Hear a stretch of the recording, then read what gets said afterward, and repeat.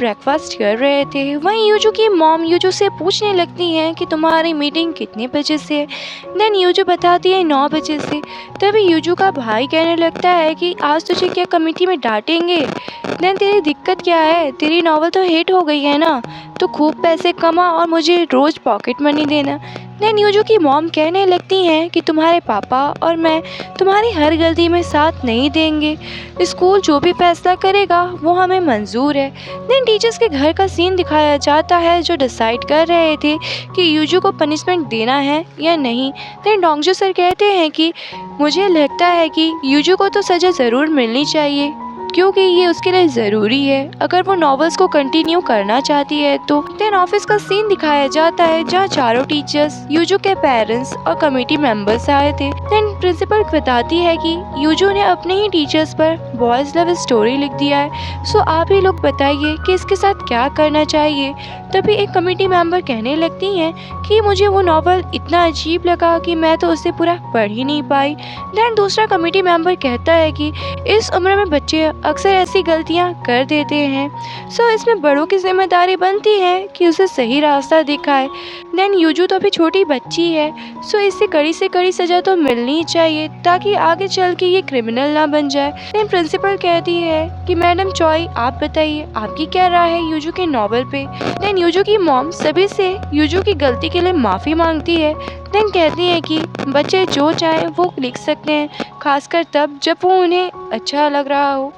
ये अभी उतनी बड़ी नहीं है कि इसे सही और गलत में फ़र्क कर पाए। देन यूजू की मॉम यूजू की गलती के लिए सभी से माफ़ी मांगने लगती है। देन प्रिंसिपल कहती है अच्छा, सो जिन टीचर्स पे ये बीती है उन्हीं से पूछ लेते हैं। सो डोंगजू सर कहते हैं कि इसने जाने अनजाने में जो भी गलती की है उसकी सज़ा तो इसे ज़रूर मिलनी ही चाहिए ताकि ये नॉवेल्स को सही तरीके से लिख सके।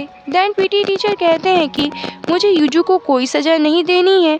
तभी कमेटी में से एक मेंबर कहने लगता है कि आपका दिमाग तो ठीक है, अगर आपने आज इसे जाने दिया तो ये स्कूल का नाम मिट्टी में मिला देगी और यूजू को स्कूल से निकालने की बात कहते हैं, जिसे सुनकर वुसू सर यूजू को डिफेंड करते हुए कहते हैं कि ये मेरी जिम्मेदारी है।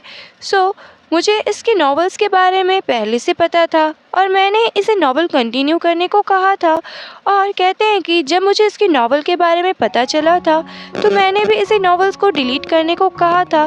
तब मैं नहीं समझ पाया था, लेकिन यूजू अपने सपने को बखूबी तरीके से समझती है और वो अपने सपने को पाने के लिए मेहनत भी कर रही है।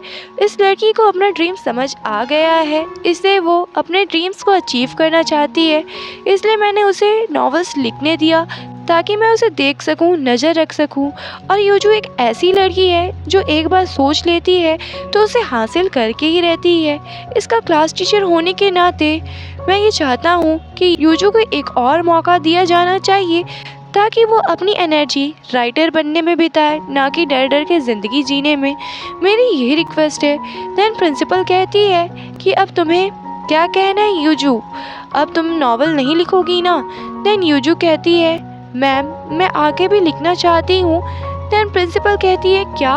यूजू कहने लगती है कि मुझे हर सज़ा मंजूर है, मैं आगे भी अपना नॉवल कंटिन्यू करना चाहती हूँ।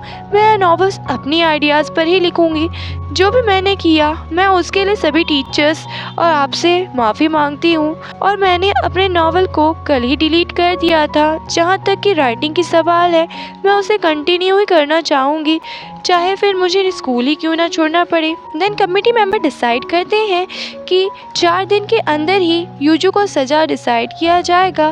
देन सभी के जाने के बाद यूजू के पेरेंट्स सभी टीचर से माफ़ी मांगने लगते हैं।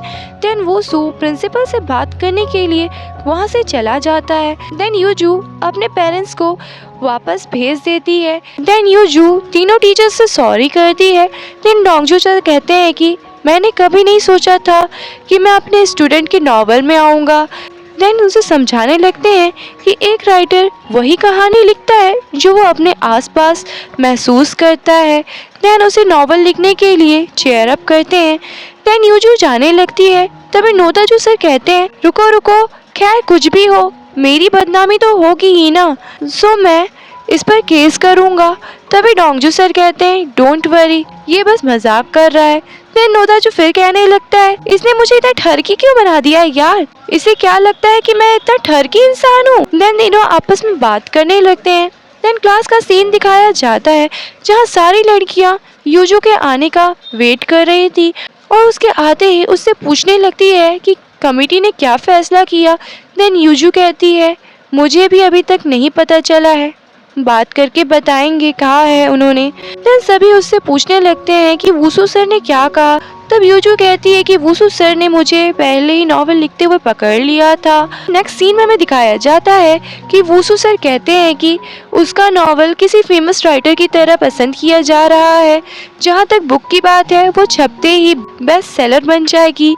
तो प्रिंसिपल कहती है कि फेमस होने से क्या हुआ, हमारे लिए तो वो भी शर्म की बात है। देन वुसू कहता है कि लव हनी नाम की नॉवल को भी इसी तरह क्रिटिसाइज किया जा रहा था, लेकिन वो नॉवल फेमस हो गया और उस पर फिल्म भी बनी। देन उस लड़की ने उसकी पूरी कमाई को स्कूल में डोनेट कर दिया था, जिसे सुनकर प्रिंसिपल कहती है, पूरी कमाई को स्कूल को डोनेट कर दिया था।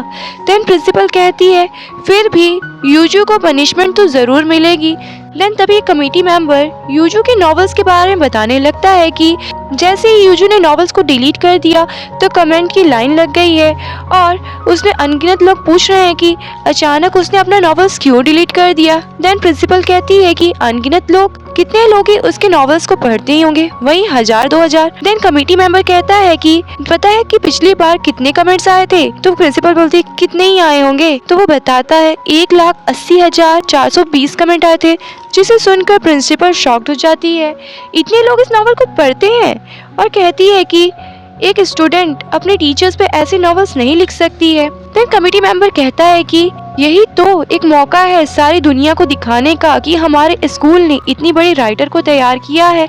देन प्रिंसिपल उसे शांत रहने को कहती है। देन प्रिंसिपल कहती है कि क्या पता है हैरी पॉटर लिखने वाली J.K. रॉलिंग की तरह भी क्या पता यूजू भी फेमस हो जाए, ये भी तो पॉसिबल है ना। तभी वुसू कहता है, बिल्कुल हो सकता है मैम। देन यूजू को प्रिंसिपल ऑफिस में दिखाया जाता है जहाँ उसका फैसला होता है कि उसे यूजू को 5 डेज के लिए स्कूल से सस्पेंड कर दिया जाता है, जिसे सुनकर यूजू और वुसू दोनों खुश हो जाते हैं।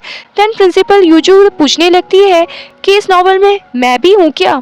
देन नेक्स्ट सीन में हमें दिखाया जाता है कि सारी लड़कियां फिर से यूजू का वेट करने लगती हैं और उसके आते उससे पूछने लगती हैं कि क्या फैसला हुआ।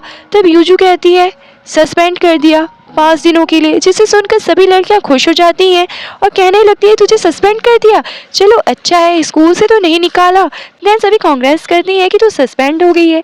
देन वुसू सर को क्लास में दिखाया जाता है जहाँ वो कहते हैं कि आप लोगों को तो पता चल ही गया होगा कि यूजू को सस्पेंड कर दिया गया है, और कहते हैं कि इसमें मेरी भी गलती थी, इसलिए मैं आप सभी से सॉरी करता हूँ और आप सभी एक दूसरे को समझने की कोशिश जरूर करना। देन नेक्स्ट सीन में दिखाया जाता है कि यूजू वुसू सर के घर के पास खड़ी थी, जो कि वुसू सर को थैंक यू करने के लिए आई थी। देन वुसू सर कहते हैं इसकी ज़रूरत नहीं है। देन यूजू पूछने लगती है कि आपने ऐसा क्यों किया सर। देन यूजू कहती है कि आपने प्रिंसिपल मैम और सभी टीचर को कन्विंस किया कि वो मुझे माफ़ कर दे। देन वुसू कहता है कि देखो मेरे लिए तुम मेरी पहली स्टूडेंट हो। देन यूजू कहती है क्या कि मैं आपकी पहली स्टूडेंट हूँ। देन कहने लगते हैं कि तुम, चेजिया और हांसू, तुम तीनों को मैं रोशनी दिखाना चाहता हूँ और अगले 5 दिनों तक तुम्हें कोई शैतानी नहीं करनी है और तुम जाओ, बहुत रात हो गई है। अगर आपको एक्सप्लेनेशन अच्छी लगी हो तो लाइक, सब्सक्राइब और शेयर ज़रूर करना। There was a time when you had me fall into the